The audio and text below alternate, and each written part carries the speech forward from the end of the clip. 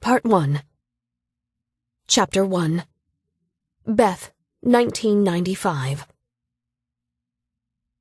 9 minutes after the chapel bells heralded the first academic session, Dr. Thomas Fitzpatrick came into the department. His glasses were snow-spotted and the toggles of his pea coat off by one. Keeping my fingertips on the keyboard, I watched him walk the length of carpet down to his office. Then I looked at the computer screen. Winslow, Beth, 1995, it read. Solomon's Choice, Finding an Ethical Solution for Remorseful Surrogates. Master's Thesis, Sims University. My heart beat double time with the computer cursor's pulse. From the cabinet, I took Tom's favorite cup and saucer, poured water from the kettle on the hot plate, dolloped the PG tips with cream, and carried it down the hall. I pushed the door open farther and stood in the entrance, waiting. Located near the radiator, Tom's office was humid. It smelled of thawing wool and frostbitten winter.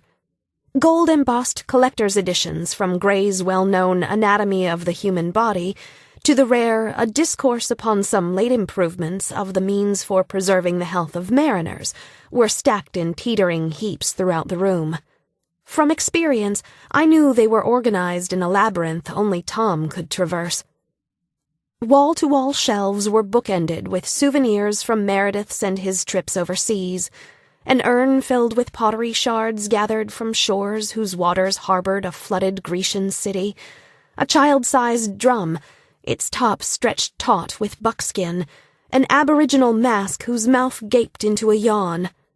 Despite these variegated treasures, the books were the only things Tom was particular about, the only things he did not want touched. Tom had shed his coat. Beneath it, he wore the tweed blazer with the stamped brown buttons and worn leather patches on the elbows that always made him too hot during his animated lectures. His yellow scarf hung from the back of his swivel chair and coiled up on the floor.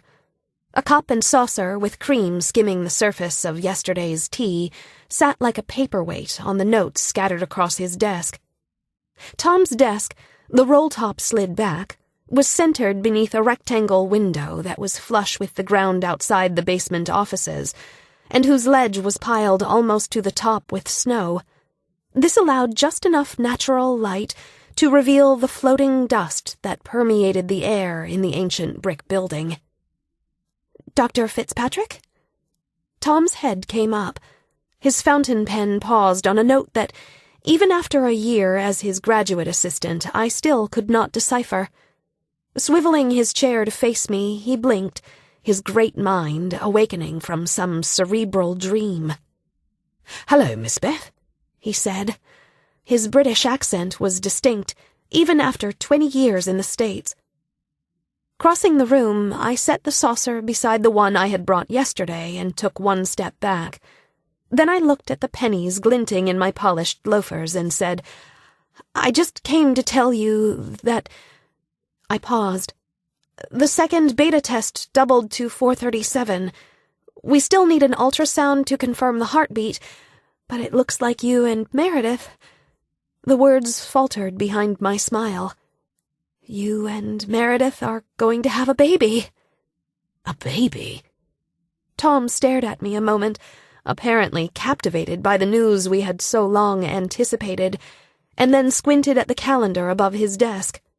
I could see the date, circled in red, when my 22-year-old uterus had received 1 grade A and 2 grade B fertilized embryos, belonging to Tom and Meredith.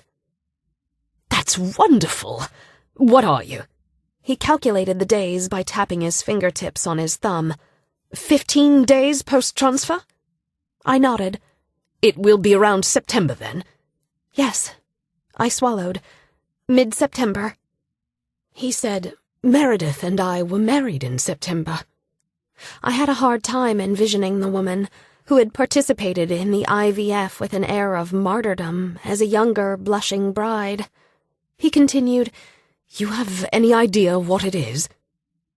Even after the procedures that let me stand in my professor's office with his child tucked inside my womb, the intimacy of our conversation felt wrong. He needed to be having this discussion with his wife Meredith, who was already back at work, despite the surgery that had reset the reproductive schedule of the affluent Fitzpatrick lives. "No idea," I lied, when I already sensed a girl. "How are you going to tell Meredith?" "Not sure." He sighed. "Take her out for dinner?" Tom was silent, contemplating this. Then he picked his glasses up and hooked them behind his ears. "A baby," he repeated with that same whispered awe. The tortoiseshell frames pushed up on his cheeks as he smiled. "How are you feeling?" I ducked my head. "Really, Dr. My cheeks flushed. "Tom, I mean." I dared to look up now that his glasses were in place, a barrier between us, transparent though it was. "I'm fine. I've done this before." "I forget sometimes," he admitted. "But promise you'll let me know if you're feeling any nausea, and we'll cut back on your hours or divide your workload with Suzanne." I nodded and broke eye contact. I did not want Tom to see my confusion surrounding the dynamics of our relationship, which was quickly becoming so hard to define. I pointed to the fresh cup of tea I'd set beside his desk. He took an obligatory sip and dabbed the side of his mouth with the back of his hand. "Perfect," he said. "Thank you." Tears needled my eyes. Hair brushing hot cheeks, I collected yesterday's cup and saucer and left his office without letting the painted knob catch. Taking a seat at my desk, I stared at the computer screen and typed, "This year, over 400 babies were born to surrogate mothers within the United States, and many of these children will never be held by those who carried them. Although many options exist for the creation of a family, such as foster care and adoption." Breathing hard, I held delete until the page went blank, turned off the computer, and cradled my face in my hands. "This is a business transaction," I told myself. "That is all." As I sat across from Tom and Meredith Fitzpatrick, I had to wonder how they had come to this place. Not to the restaurant with its mahogany tables and menu whose only entry I could pronounce was hors d'oeuvres, but how they'd come to be married that fall day a few years after my birth. Albeit unversed in the psychology of marital relationships, as I'd never been married myself, I at least knew the rule that opposites attract. Perhaps Tom had once been as drawn to Meredith's domineering personality as she'd been to his passive one. Yet I had never seen a couple who seemed so far apart. And here I was, 6 weeks pregnant with a child who would make them a family. "You won't drink, will you?"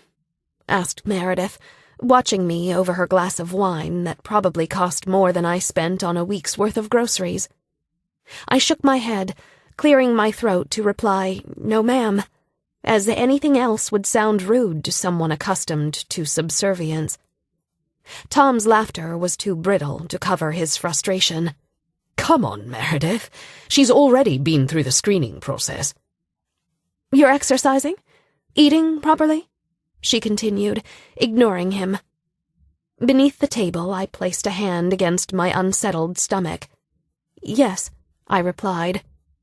Meredith leaned back as the waiter slid onto the table, salmon ribboned across a bed of lettuce. "And you're able to juggle pregnancy and graduate school?" I said yes, and smiled at the waiter, who set before me a long wooden paddle with a browned artisan loaf and a small bowl of walnut pesto. Though it was meant as an appetizer, it was the only meal my stipend could afford. The Fitzpatricks had offered to pay for my meal, but I declined their offer out of pride. I didn't want the division line between us to become nebulous with favors. "I haven't had any morning sickness," I continued, "and I didn't with my previous pregnancy, so I should be fine." I hated how inadequate I felt, not like someone capable of safely bearing the Fitzpatrick's child. "Yes, about that." Meredith set down her fork. "Why didn't you want to keep the child?" The ease with which she asked me, a complete stranger who happened to be incubating her offspring, such a personal question, sucked the breath from my lungs. Closing my eyes, my mind reeled with the image of that precious baby in my arms, who had looked around the delivery room with the same remarkable two-toned irises as his father. I recalled the blue cap I'd knitted during freshman biology, peeking above the striped blanket. The petals of his tiny pink hand reaching out to twine the stem of my smallest finger. How the Mennonite midwife, Deborah Brubaker, had allowed me to nurse him as a wrenchingly beautiful gift to me. After I'd signed the release forms that allowed the adoptive parents to pick my child up and take him away, Deborah had come into my hospital room and switched off the television. I had turned it to a morning talk show discussing the second anniversary of In Re Baby M, the infamous custody battle that resulted in America's first court ruling in favor of surrogacy. Surrogate mother Mary Beth Whitehead had been granted visitation rights to the child she had carried for William and Elizabeth Stern, known as Baby M. Whitehead had birthed the child and relinquished her as contracted, but 24 hours later Whitehead demanded that she be given back by threatening suicide. Once the Sterns returned the child, Whitehead had fled New Jersey, taking the newborn with her. The Sterns had tied up the Whiteheads' bank accounts and issued a warrant to arrest Mary Beth and her husband. From my rapt expression while watching the talk show, Deborah must have sensed the case was giving my 18-year-old heart foolish hope, that though my son's adoption was closed, if I simply demanded he be given back as Whitehead had done, one day I could hold him again. Deborah had silenced my protests when the television screen faded to black and dropped the remote into the pocket of her scrubs. Then she'd crossed the room and held my forehead with one cool hand. At this foreign, maternal touch, I'd recoiled and buried my face in the hospital pillow. Deborah, as if sensing the deeper hurt beneath my loss, began to sing Pennsylvania Dutch lullabies, until my angry sobbing and the contractions shrinking my vacant womb had ceased. Tom's steak knife clattered to his plate. I opened my eyes, drawn back to the present. "My word, Meredith," he said from between his teeth. "This dinner's to celebrate the pregnancy, not spring an interrogation." Meredith faced her husband. He stared back, unflinching beneath the wielded scalpel of her gaze. I then realized that Thomas Fitzpatrick might not be as passive as I thought. I wondered what else about him might not be as I'd thought. Wearing a black suit coat accented with brass cufflinks and his unruly hair slicked with gel, he looked as refined and wealthy as his wife, not the prototypical absent-minded professor with perpetually smudged spectacles and tea-splotched notes layering his desk.